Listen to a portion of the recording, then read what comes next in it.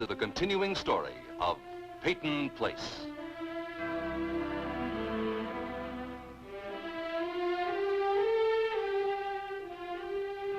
Starring Dorothy Malone as Constance Mackenzie, Warner Anderson as Matthew Swain, Ed Nelson as Michael Rossi, and Mia Farrow as Allison Mackenzie.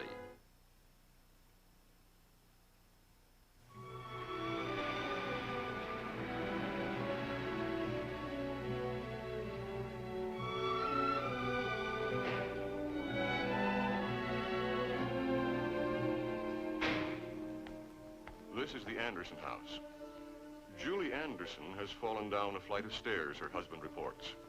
And Dr. Michael Rossi is making his first emergency call in Peyton Place. Mr. Anderson? Oh, yes. Come in, Dr. Russo. Oh, Rossi.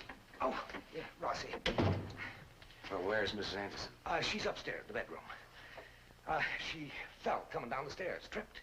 Oh, how did she get upstairs? Well, I carried her up. Well, usually it's best not to move someone after a fall. Yeah, I just couldn't let her lie here. Will you, Doctor? Thank you. I'll wait down here, shall I? Fine. The door right in front of you, at the head of the stairs.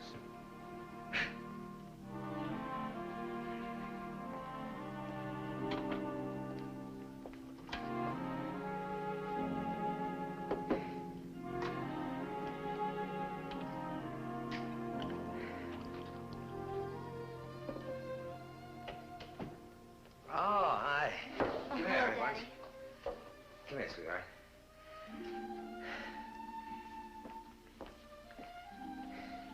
Where'd you walk to? Oh, no, we're just around. No? You feel better about Rod? I guess. Whose car's outside? The doctor's. Well, what's he doing here? Now, there's nothing to worry about, honey bunch. It's only a little accident. Your mother fell down the stairs. Oh.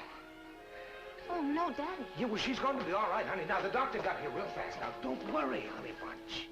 Oh, come on, honey bunch. Let's sit down. There's nothing you and me can do. But, Daddy, if she really hurt herself... I'm telling you, sweetheart, it is nothing but just a little joke, that's all. You know, your mother, she gets all hysterical, and, well, I couldn't calm her down, and so I did the next best thing. I played it safe and called the doc. He, seems like a decent enough fella, this Rossi. You seen him around yet? Once, I think. Oh. Oh, come on, honey. If there was anything really wrong, you know, I'd tell you, but I wouldn't hide it from you. You know how I feel about your mother. Oh, dear. Everything seems to be going to pot around the old Anderson castle, doesn't it? What makes you say that? Well, your mother having this accident, and you breaking off with Rod. Well, he broke off with me. Well, he'll come crawling back to you, too. Don't you forget that. You suppose Leslie said something to Rodney? What do you mean? I mean, if Leslie Harrington said that my little girl wasn't good enough for his son, I'd... Daddy, I don't know what he said, if anything. How long has he been up there with Mother? A couple of minutes. Well, maybe you ought to go up there. He may need something. No, he'll call him if he does.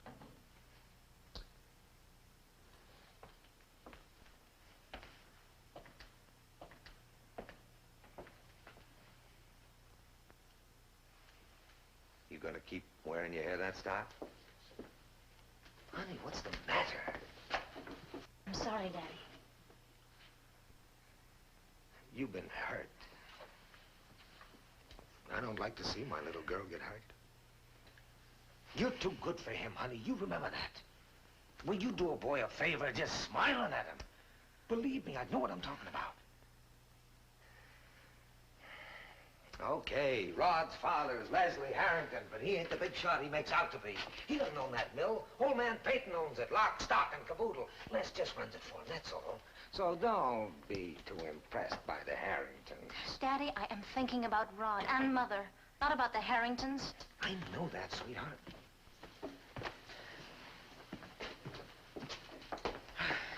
She all right, Doctor? Well, I've given her a sedative. I'd like to see her at my office tomorrow, Mr. Anderson. Yes, of course.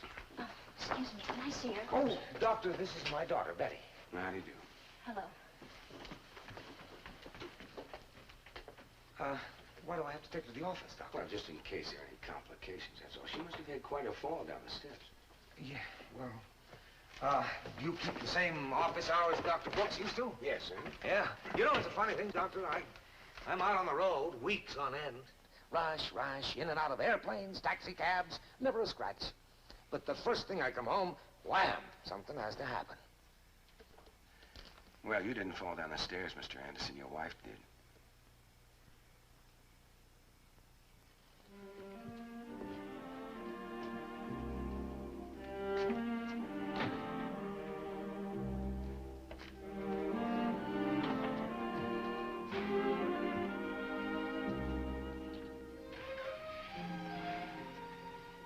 Honey? She tripped on me.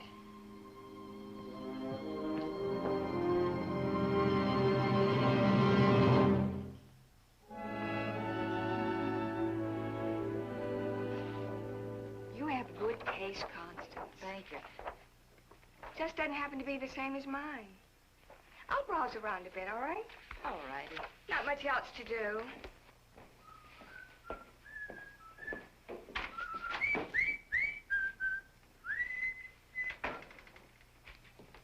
Hello there, Miss Harrington. George, I didn't know you were due back. I wasn't. But I did get back last night. Oh. Whoa on there. Hold up. Let me give you a hand, Oh, honey. thank you, George. My pleasure, madame. What can I do for you today? Well, I thought I'd pick up a little book for Julie. Something kooky, maybe, you know, with pictures, give her a lot of laughs, you know. All right, I think I have just the thing. Good. Very clever.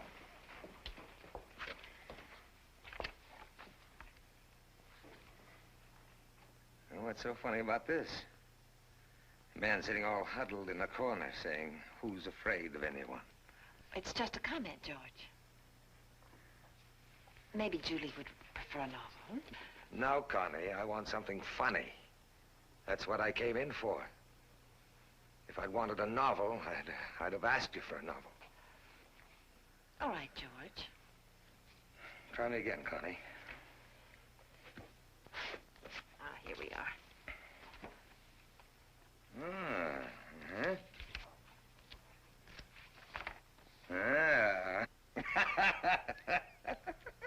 I'll take that one. Yeah, that's good. Do you think Julie would like that? Sure, she'll be wild about it. All right, how is she? Julie? Hmm? So-so. Guess what my big girl went and did? She was so anxious to see me when I came home, she tripped, wham, bang, fell down the stairs. Julie fell down the stairs. What do you think of that? I think she must have been very careless. Do you really, Mrs. Harrington? You know, maybe you and I ought to have a little chat, Mrs. Harrington. About what, George? Both my little girls are feeling kind of blue. Oh.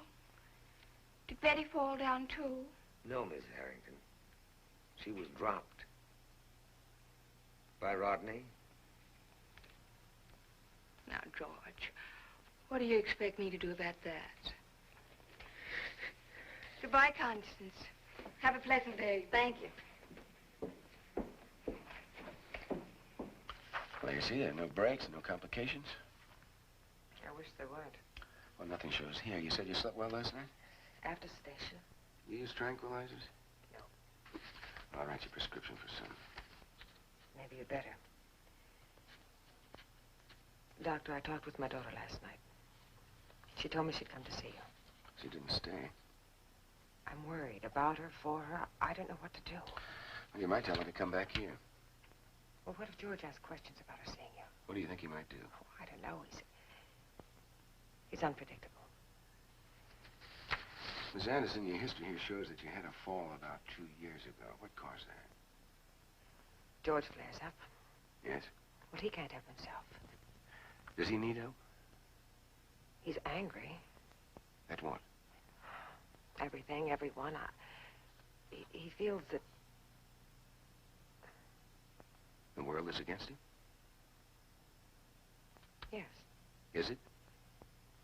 Well, things haven't gone well for George. You know, he was voted the most popular boy in high school, right here in our class. I thought I was very lucky when George fell in love with me. He used to say he'd bring me the world on my breakfast tray. Does he bring you a breakfast tray? Yes. Yes, I suppose I should be grateful. In many ways, I am. I still love him. Does he know that? Well, I tell him so. How? Every way I can. He doesn't believe me. Doctor, I'm not sure I believe myself anymore.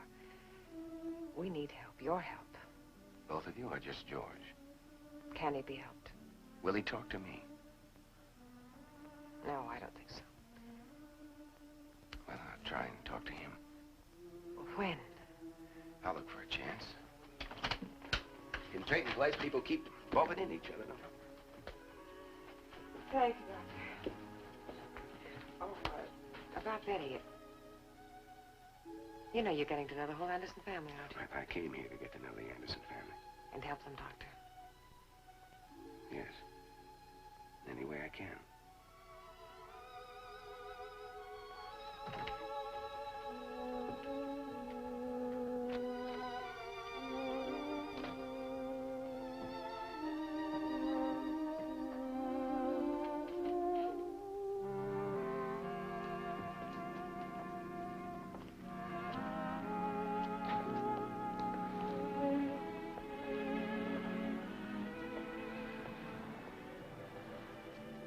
Oh, hi.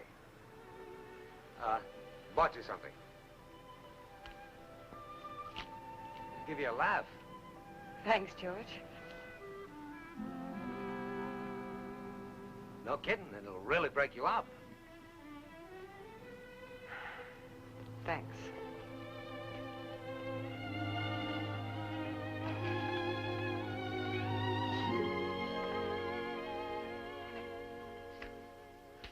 Oh, thank you, Miss Brooks.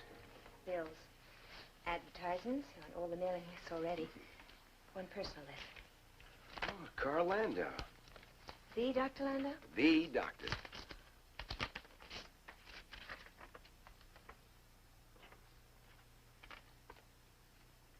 Michael, what are you doing in a provincial outpost like that Peyton Place?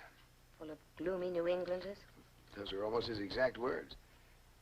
What are you going to write back to him? If I write back. And I'm sure I will. I'll tell him that I'm looking for people, not names on a list of bills at the end of the month or a row of doorbells or holes in computer punch cards. Just people. I might add, I sound a little pretentious. I don't think so. You know, if I hadn't kept up a correspondence with your husband, if he hadn't died, if you hadn't written me, You'd still be in New York? I don't know. It isn't easy to take the place of a man that's loved and respected in the community. Can I tell you something, Doctor? Donald envied you.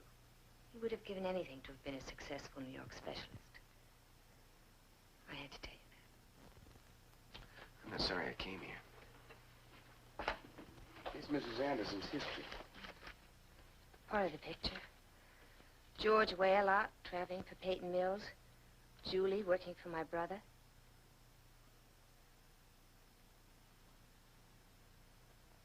Peyton Place is more complicated than you think.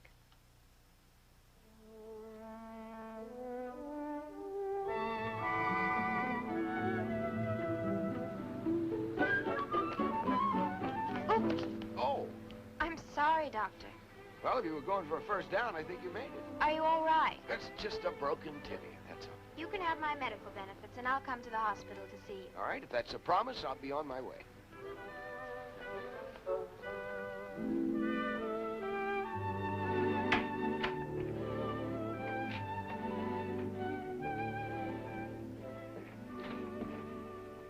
Miss Mackenzie? Oh, Dr. Rossi. I just ran into your daughter out there. As a matter of fact, she ran into me. So you see, all the Mackenzies aren't running away from you? I should tell you I was on the track team in high school. Oh? Just thought I'd mention it. I'll keep it in mind. What can I do for you? Gave me some postcards. Oh, right over here. Is this the last one? Mm-hmm. They go pretty fast. What, covered bridges or postcards? Both. Okay, I'll take these and this one. Well, you have a lot of friends. I try to have, Miss Mackenzie.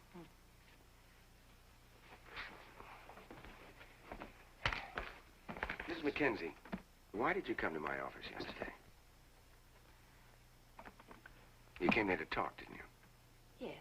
To my office. Yes. Well, why did you do that? I wanted to talk, and I did. In a doctor's office. Seemed like the best place. Because you felt that everything you told me there I couldn't reveal later. Did you think it would make any difference if you told me that here or, say, in your home? Did you have to try and put a gag on me? I didn't consciously. Yes, I did. Yes, I did. Miss Mackenzie, I want you to understand something. I want you to understand it completely. I touched upon a part of your life almost 18 years ago. Now, I touched it briefly, and I touched it lightly. Now I realize it touched you deeply, much more deeply. And I realize that part of your life which now you seem to want to bury brought you Allison. Now, from what I've seen of your daughter, Allison is a beautiful girl in every way. And I just want to tell you that, well, let me say it bluntly. You have no reason to try and shut me up or shut me out. And I'm not going to let you do that, Mrs. Mackenzie.